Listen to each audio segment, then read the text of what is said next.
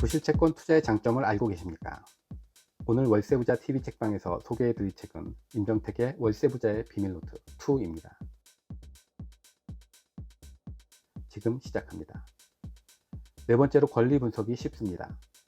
부실채권 투자는 경매가 끝나야 수익을 실현할 수 있으므로 투자자는 경매에 대한 기본 지식을 갖추어야 합니다. 부실채권 투자에 필요한 경매 지식은 여러분들이 생각하는 것보다 많지 않으니 일단 안심하셔도 됩니다. 경매에서 가장 어려운 부분이 선순위 채권과 권리 분석입니다. 나보다 앞선 선순위 채권자는 누구이며 내가 인수해야 하는 권리가 무엇인지 확인해야 투자 여부를 결정할 수 있습니다. 하지만 너무 걱정할 필요는 없습니다. 부실채권을 파는 자산관리회사는 부실채권의 소유주이므로 법적으로 경매 사건의 이해관계자가 됩니다. 이해관계자는 경매법원에서 해당 경매 사건과 관련된 일체의 권리관계 서류를 확보할 수 있습니다.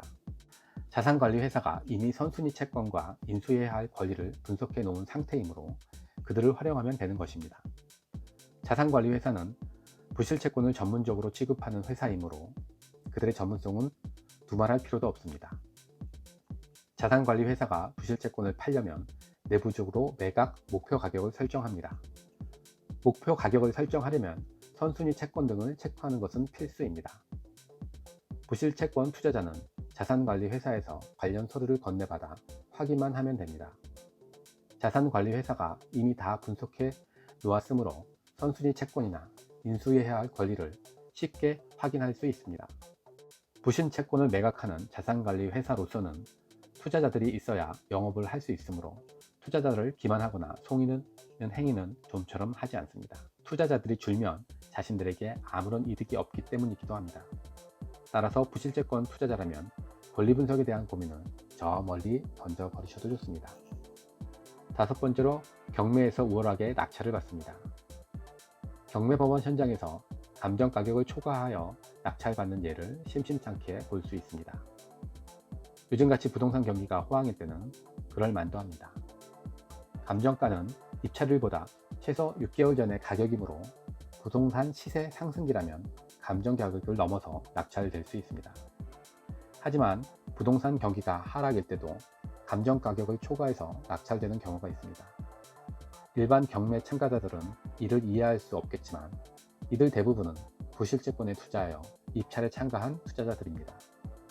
론세일 방식과 입찰 참가 방식은 저렴한 가격에 부실채권을 매입하더라도 채권 행사 금액까지 입찰할 수 있으므로 상대적으로 높은 가격으로 입찰에 참가할 수 있습니다.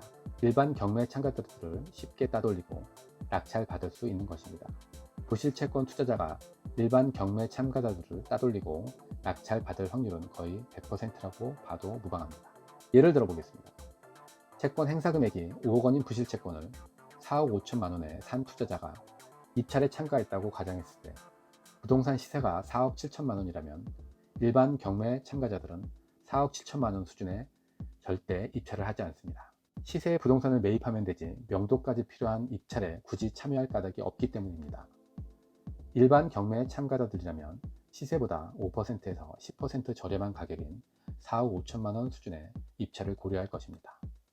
하지만 부실채권을 매입한 투자자가 경매에 참가한다면 얘기가 달라집니다. 부실채권 투자자라면 5억 원까지 입찰에 참여할 수 있습니다. 5억 원을 투찰해도 5억 원 전액이 근저당권자에게 배당되기 때문입니다. 당연히 최고가 낙찰자가 될 것입니다.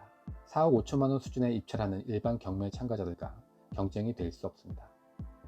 하지만 부실채권 투자자가 실제로 부동산을 매입하는데 투자한 금액은 4억 5천만 원입니다.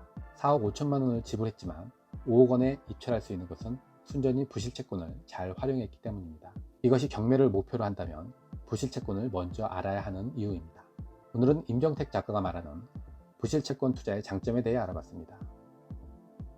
부실채권 투자의 장점에 대해 잘 파악하셔서 여러분이 준비하는 투자에도 더욱 좋은 영향을 얻으시는 여러분이 되시길 바랍니다. 오늘 월세부자 TV 책방은 책빛 출판사의 월세부자의 비밀노트 2였습니다. 감사합니다.